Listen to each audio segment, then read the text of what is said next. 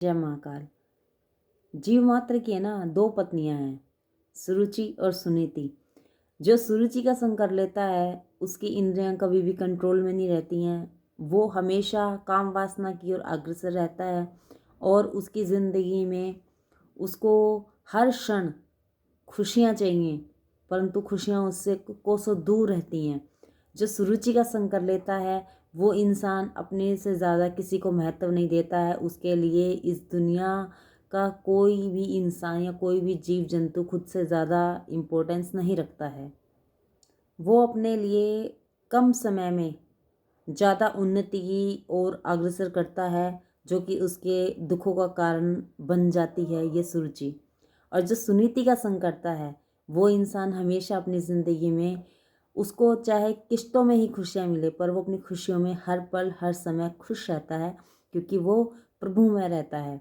और जो सुनीति का संग कर लेता है उसकी इंद्रियां हमेशा कंट्रोल में रहती हैं, उसका मन हमेशा उसके कंट्रोल में रहता है। जो इंसान सुनीति का संग करता है वो अपनी ज़िंदगी में कभी हार नहीं मान सकता। वो उसकी ज़िंदगी हमेशा एक टाइम टेबल के हिसाब से चलती है। उसके लिए हर चीज़ ज़रूरी होती है, रिश्ते नाते सब। और वो हमेशा खुद से और प्रभु से दोनों से अत्यधिक प्रेम करता है। इस सांसारिक मोह में वो कभी नहीं घुसता।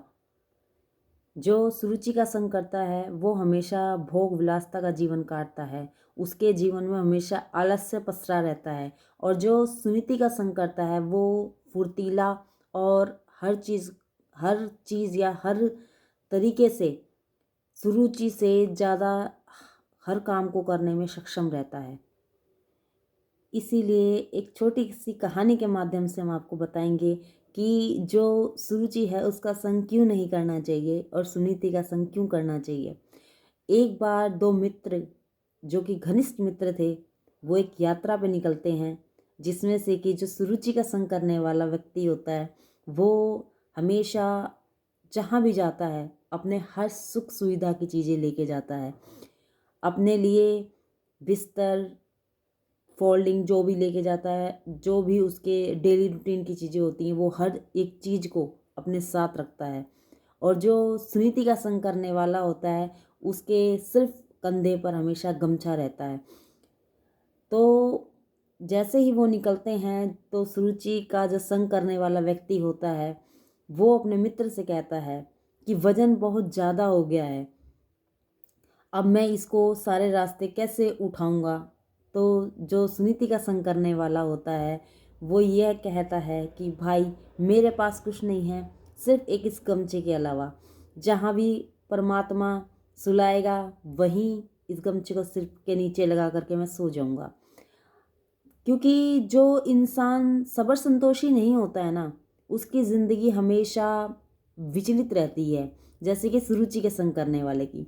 अब वो निकल तो जाते हैं लेकिन जो पहला जो सुरुचि का संग करने वाला इंसान होता है वो रास्ते में ही अपना जो भी ताम झाम वो लेके जाता है उसको छोड़ देता है और कहता है भाई मैं आगे नहीं जा सकता। पर सुनीति का संग जो करने वाला होता है वो अपनी पूरी यात्रा ख़त्म करके वापस लौट आता है। इसीलिए ये जो कहानी है ये इस दुनिया 3D लाइफ के हर एक व्यक्ति पर बनती है, क्योंकि जो सुरुचि का संग करने वाले लोग हैं वो अपने ऐश और आराम भोग विलासता में जीवन निकालते हैं। और जो सुनीति का संग करने वाला व्यक्ति होता है उसके लिए ये जो भी सुविधा की चीज़ें होती हैं वो कोई महत्व नहीं रखती हैं, वो हमेशा अपने प्रभु की मस्ती मस्त रहता है। इसलिए हमेशा इंसान को सुनीति का संग करना चाहिए, ना कि सुरुचि का। क्योंकि रिश्ते नाते जो भी इंसान अपने साथ लेके आता है, जो इस दुनिया में उसको आके मिलते हैं, वो हमेशा उनके बोझ तले हमेशा दबा रहता है। वो सिर्फ और सिर्फ अपने आप या उन रिश्ते नातों के अलावा किसी से ज़्यादा कोई मतलब रखना पसंद नहीं करता। और जो सुनीति का संग करने वाला इंसान होता है वो हमेशा अपने प्रभु के साथ खुश रहता है। वो अपने जीवन में अपने प्रभु से ज़्यादा किसी को महत्व नहीं देता है।